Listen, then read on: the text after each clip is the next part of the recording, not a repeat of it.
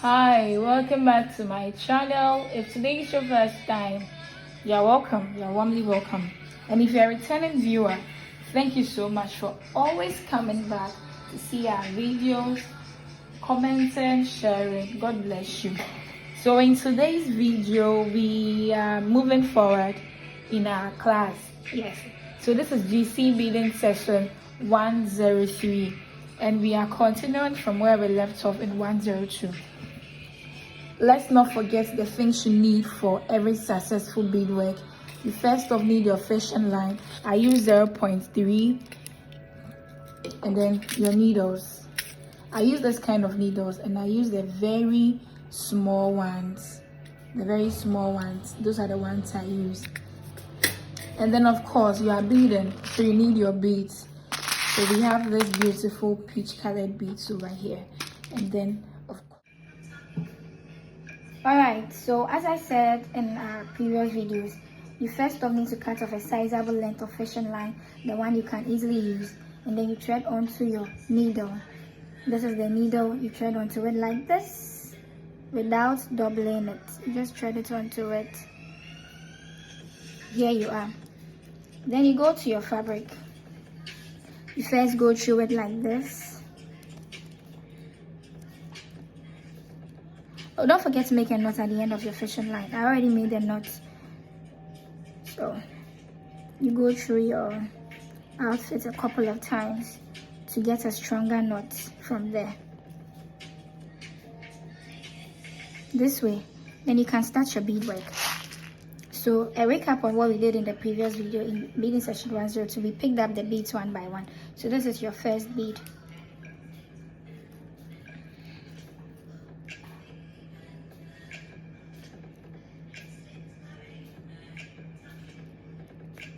Go through it like this.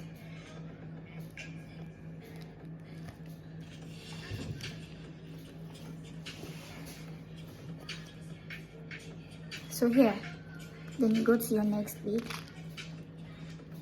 So our outfit has a lot of colors in there, like it has so many colors. I wasn't too sure which color of beads to use for this work, so I settled on this peach. Even though it's not really showing, I think it's not bad. It's not bad. You could suggest the color of beads to use in the comment section, because I want to bead this outfit. I want to complete it. So I'll be looking out for color suggestion of beads you think I should use for this outfit. The fabric really has a lot of colors, like a lot of colors. We have purple, we have pink, we have gold in there. I think there's coffee brown, there's off-white, there's white, like a lot of colors. And I decided to use this peach. Yeah. So here, that's what you do when you are beading one by one. Today's session, I'm going to teach you how to do it 2 by 2. So instead of it being 1 by 1 beads, you could do 2 by 2. It's actually the same process. It's the same process. But the main thing with beading is that you need to ensure to have a neat work. Okay, so you pick up your beads like this, and then right at the end of the second bead, you pass your needle this way.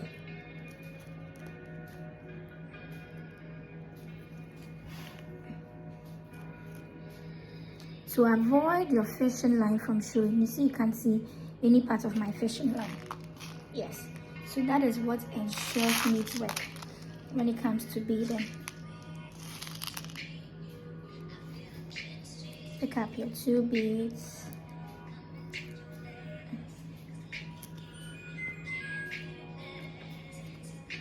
So right at the end of the second bead, put your needle.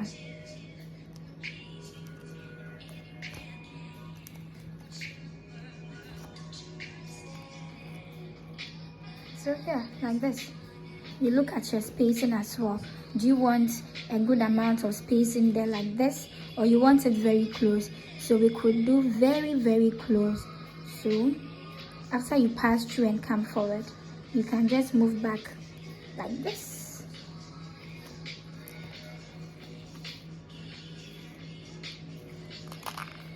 pick up your bead.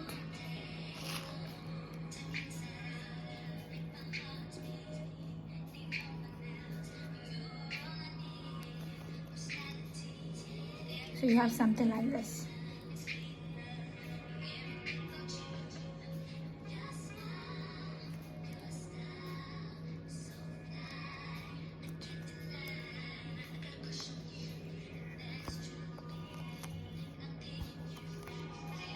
So here, the fabric is a bit soft, so the fishing line is going through it.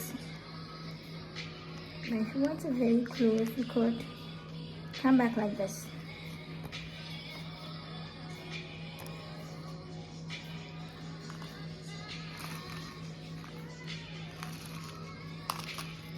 Pick up your 2 beads.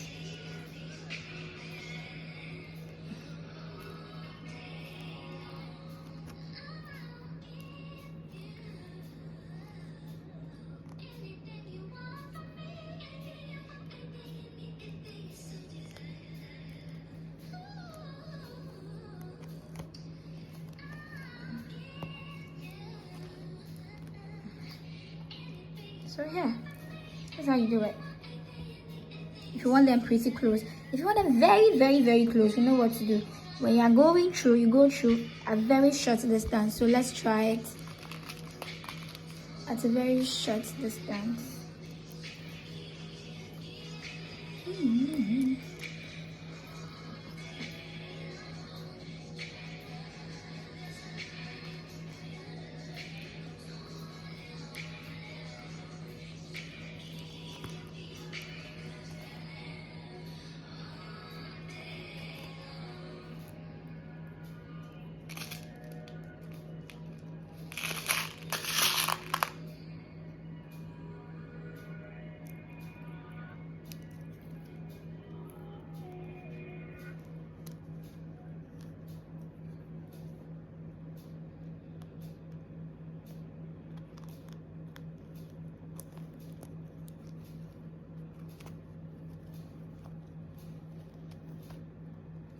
So this is it. When you want it very, very close, you see there's no spacing at all. It looks like they are together.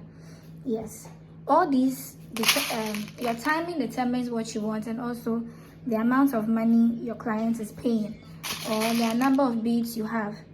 So if you are working on something for yourself, if you have a good number of beads, you can choose to do it like this. You can choose to do it like this. But if you don't have a good number of beads, your beads are not enough, please, I'd advise you give a lot of spacing. It will still come out nice. Trust me, it will still come out nice. So this is 2, 2. So you could go 3, 3 as well.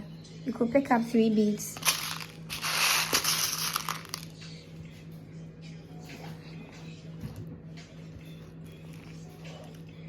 You could pick up 3 beads as well, like this.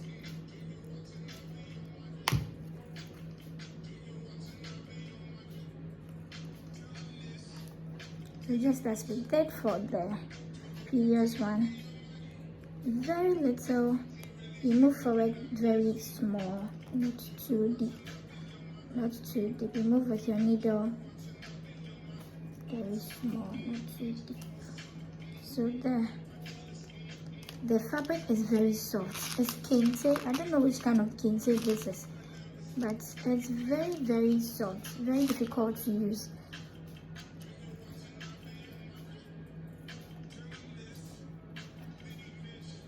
Oh.